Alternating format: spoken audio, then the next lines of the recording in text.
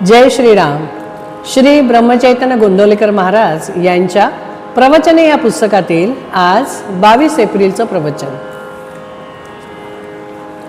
सत्समागम हा सर्व साधनांचा राजा. मनुष्य जन्माला येणे, संतांची भेट होणे आणि त्यांना ओळखून त्यांचा सहवास होणे या तिन्ही गोष्टी फार दुर्घट आहेत. म्हणूनच संत समागमासारखा लाभ नाही असे म्हणतात. सत्समागम म्हणजे सर्व साधनांचा राजा होय. काही मागण्याची इच्छा संत नष्ट करतात, मग मिळवायचे कुठे राहते. संत बनणे व्यावहारिक दृष्ट्या काही सुखाचे नसते. एखाद्या स्नान संध्याशील आणि सदाचरणी माणसाच्या अंगावर तेज असते, कारण देहाला धरून असलेल्या कर्माचे ते तेज असते. पण एखाद्या सत्पुरुषाच्या देहावर बाहेर तसे तेज दिसणारही नाही. आत वावरणाऱ्या भगवंताच्या ज्ञानाला योग्य असा सत्पुरुषाचा देह असतो. देहाच्या आधाराने भोगण्याची या जगामधली जी सुखे आहेत त्यांचे मार्ग सत्पुरुषापेक्षा आपण प्रापंचिक लोक जास्त जाणतो.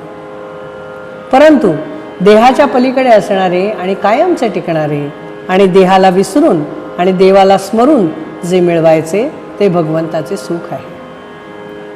ते प्राप्त होण्याचा मार्ग समजून घेण्यासाठी आपण सत्पुरुषाकडे गेले पाहिजे.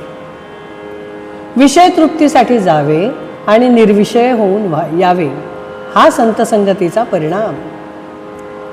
असा जो असेल तो संत नव्हे, प्रत्यक्ष भगवंत. अशांची संगत केव्हा होईल ही तळमळ असावी. संत आपल्याला सत्य स्वरूपाची ओळख करून देतात. सत्पुरुषाने आखून दिलेल्या मार्गाने काया वाचा मनाने जे कर्म केले ते पौरुषच होय. आघाडीत बसणारी सर्व माणसे, मग ती कोणत्याही क्लासमध्ये बसणारी असो, इतकेच नव्हे तर बिना तिकिटाची माणसं देखील गाडीबरोबर सरळ म्हणजे शेवटच्या स्टेशनपर्यंत पोचतात. त्याचप्रमाणे संतांची संगत करणारी सर्व माणसे भगवंतापर्यंत पोहोचतातच. त्यांच्यामधली बिना तिकिटाची म्हणजे दुष्ट, पापी, दुराचारी, त्याज्य आणि अयोग्य अशी माणसे सुद्धा तरुण जातात.